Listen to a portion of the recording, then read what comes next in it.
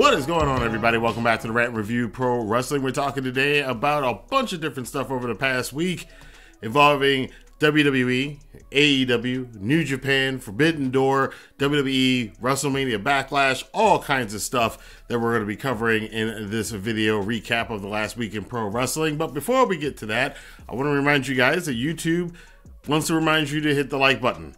And if you hit the like button, it allows other people to know about this video that we cover pro wrestling. And if you don't hit the like button, you're going to get this look off of me, because AEW apparently knows who I am. But yes, I definitely appreciate it. It does help the YouTube algorithm let other fans know about this stuff. So let's talk about it right now.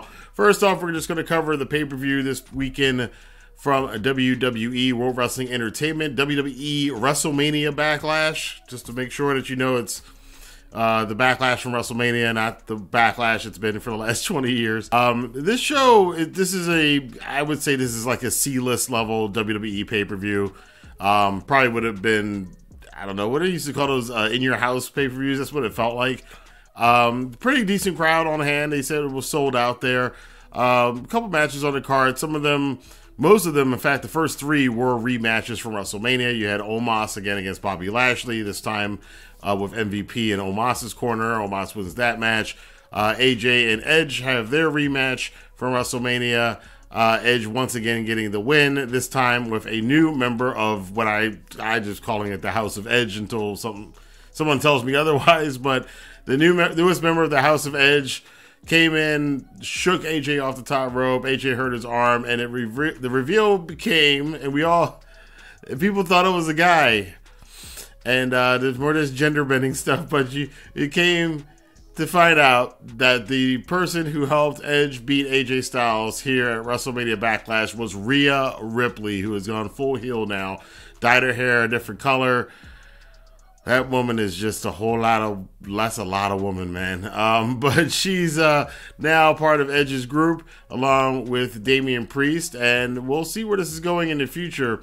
I guess you're going to have to get a woman on the side of AJ and Finn Balor, the former Bullet Club leaders. Side note, too, about that, it was kind of funny this past week. There were people arguing about all the Forbidden Door show, which I'll talk about, and how Bullet Club, and why would they mention all this Bullet Club stuff? So the fans, the AEW fans, mind you, the fans, the average fan doesn't know anything about what that means. And then the same day, we've got Finn Balor and AJ Styles putting out a tweet from Fox's WWE account and the WWE Twitter account about them being in the club with the two suites. Anyway, that was a good little wrinkle with Rhea Ripley joining Edge's group. He also had Cody in his rematch against Seth Rollins. My opinion, this was the best match of the night, which tends, again, to be the case with WWE. It's always like the first match is like the best match of the night, if not one of the best matches of the night. But it was the match of the night. It is the one I do suggest you going to see. Cody gets a second win over Seth Rollins, however controversial, because he did have the tights, very clearly grabbed the tights to get the 3 count over Seth Rollins. I don't know if this was just a little bit of a comeback thing or if this is a little bit of hint that Cody may be going heel. I don't think so. But absolutely. In fact, I'm 99% sure Cody's not going heel anytime soon. But it was an interesting way for Cody Rhodes to win his second big pay-per-view match in WWE. Rousey becomes the new SmackDown Women's Champion, beating Charlotte in the I Quit match. Barely even having an armbar on Charlotte through a chair, but they sold it pretty well. A lot of trash talking between those two women during that match. It was not the greatest match, but it is something, if you're a fan of the two, I would suggest watching. I skipped the Madcap Moss match with Happy Corbin. Heard some things here and there, but ultimately the last thing I wanted to talk about the show, which was the excellent 6-man tag team match in the main event with Roman Reigns and the Usos, the table, the family, whatever it is, day one, who knows, the Roman Empire, whatever it is, they're teaming up against RKMacBro, which is, oh my god, RK-Bro, my favorite tag team in WWE, one of my favorite tag teams in wrestling right now, one of my favorite things in WWE. Them teaming up with Drew McIntyre. So in this match, I'm happy because again, for those of you who don't, just a disclaimer, the way WWE is right now, it's not my favorite kind of wrestling, but they do some cool things here and there, and this match had the two coolest things that I like about WWE, which is RK-Bro and Roman Reigns. So this was a great 6-man tag team match. It was performed well. It's performed in that old style of 6-man tag team match too, that old WWF, WWE style that they've been doing with. It's not like the trios matches you'll see in other places, but it was fun to kind of see this kind of format of a 6-man again in wrestling.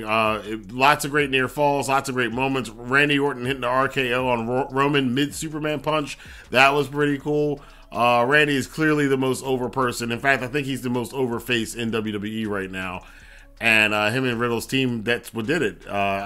Even me personally, I haven't been the hugest fan of Randy Orton at times in his career, but I think he's gotten to this point in his 20th year that he's just kind of, there's certain people who are just around long enough that at a certain point in time, you just accept them as being, they've just hit that mark where they are, one of the OGs, one of the long-term cats that you can look at and go, I respect the fact that you've been in the game that long, and Randy Orton's in that point right now. Roman Reigns hits a spear on Matt Riddle to get the win, and that ends the show, and the dominance is there. I don't know what's going on in the future with it. It was supposed to be a unification tag match. I have a sneaking suspicion you might get that on SmackDown or Raw over the next couple of weeks, but then again, it's WWE booking. You can never predict it, so we'll see what's up. Overall, it's a pay-per-view you could probably miss. I would suggest watching the main event 6-man, and I would suggest watching Cody versus Seth. Those were the two best matches to bookend this card. In other news about big pay-per-view shows, this one is hilarious to me.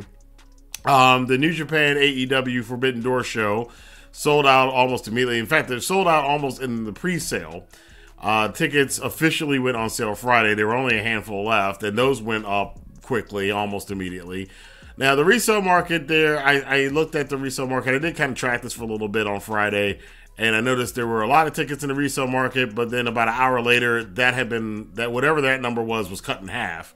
As you looked at the maps on different sites like StubHub and some of the other resale ticket outlets, the tickets were going fast. And I think as of right now, I think it's only like 40 tickets are left for the entire event. So they're probably going to open up more. It's obviously a legit sellout. The big question now that people have is that, because, the goalpost always gets moved for AEW. Because there were a lot of people doubting that this event was going to do anything, anybody cared, and blah, blah, blah, blah. Which, a lot of that, and I'm going to speak to that right now, a lot of that is really funny to me. Because if there wasn't for Kenny Omega and Cody and the Young Bucks and Hangman and that whole crew and what they did while they were in New Japan, they wouldn't be at AEW today. So sometimes when I hear people say that, I either think that they are a WWE fan who actually doesn't know much about AEW and just wants to crap on everything that they do, which happens all the time, or it's a person who's an AEW fan that came over from WWE and doesn't really, and I've seen a couple of them like, well, I'd rather be with Ring of Honor and or Impact instead of New Japan. Nobody cares about New Japan, which there's actually a guy that I saw tweet that out, which I had to laugh when I saw the ratings and numbers coming back from ROH closing out the last episode of Dynamite and the last episode of Rampage. This is kind of the sad thing, and I hate to say this because it's my town, and Ring of Honor was very much part of Baltimore, and this Dynamite took place in Baltimore, and even AEW acknowledged me.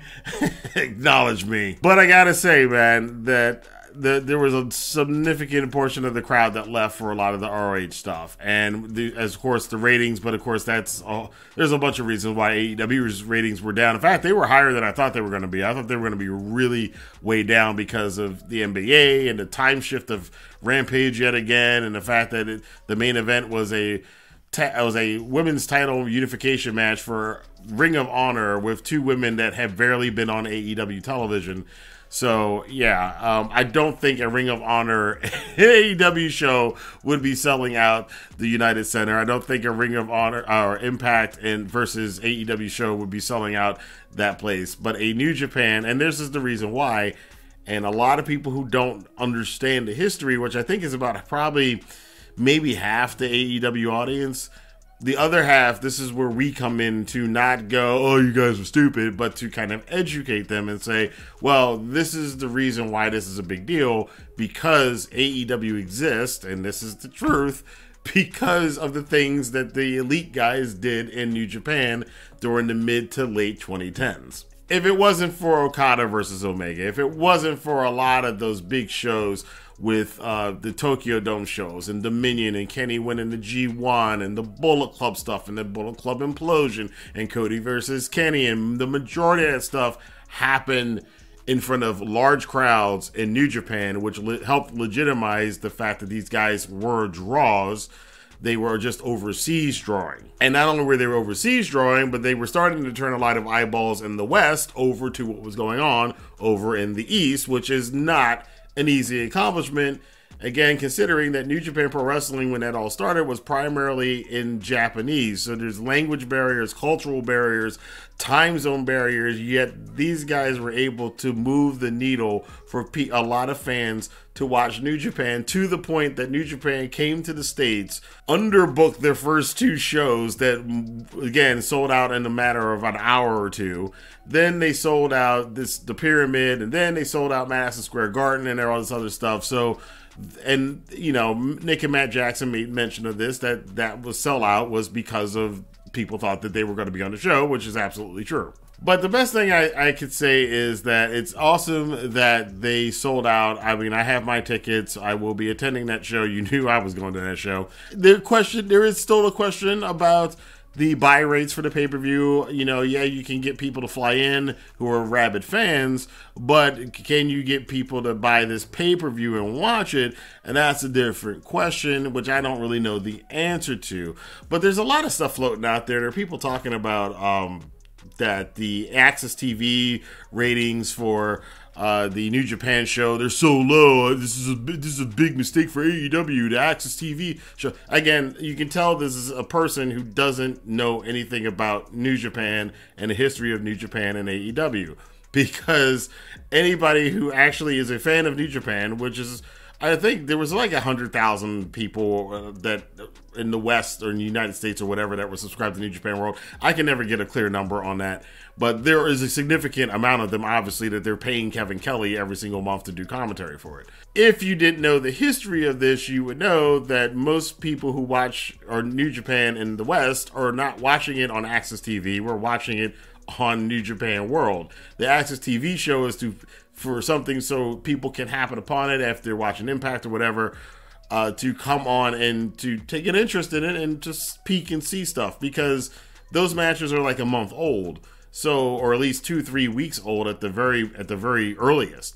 So if you have New Japan World, there's no reason to watch the Access TV show to see matches that you already saw and already paid for. So who knows what the final numbers are going to be for all of this as far as the buy rate is concerned. Of course, that's the goalpost being moved, and if there'll be another goalpost, well, if it's not the biggest selling one that they ever had of all time, it's a failure. And there's so many. It is one of the weirdest things about Twitter and social media is that people put up these ridiculous things just to they are invested in seeing something fail. They really, really want things to fail, and they want to set a bar for something to fail by not reaching a bar that the thing was never supposed to reach in the first place, and then they pump their chest and go, ha, you see?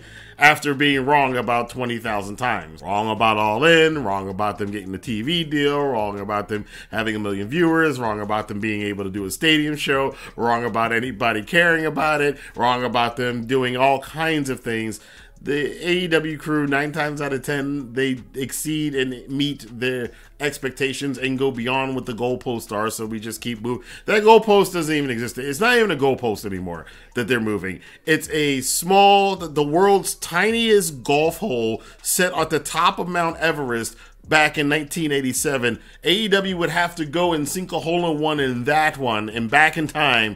That's how far the goalpost has been moved for AEW at this point. At the end of the day, as I always say, we should all be happy about the success of WWE and them making record profits and reporting it again another record profit quarter, and then having this show in the UK. We should be happy about AEW, even though they have a lot of time slot issues and there's been some questionable booking lately. but they still are having a decent sized audience showing up for the shows, even with preemptions and moving schedules and going up against the NBA. They're still the 4th highest watched show this past week on cable. The 3 shows above it were all the NBA shows, so take that for what you will. So, and their demographic. So, I don't know. It's a weird time. It's a weird time in wrestling, but I'm getting to the point of just wanting to enjoy it. I did enjoy moments in the WWE pay-per-view. Again, I think that's also because I don't watch them every single week, but I'm just enjoying what's coming. We got a lot of cool stuff coming from all the companies. Just enjoy it and have a good time. I'm so tired of the fighting. It's kind of stupid. Anyway, I want to know what you guys think about this. What did you think about WWE WrestleMania Backlash? What do you think about the ticket sales for the Forbidden Door event? Let your voice be heard in the comment box below. Also, don't forget I got some free goodies down there in the description box for you guys. Some free crypto, free stocks. Basically like getting free money, so check out some of those links down below and see if any of those will help you out. Until then, I'll see you guys here for more news, rumors, and reviews here on the Rant and Review Pro Wrestling. Have a good day.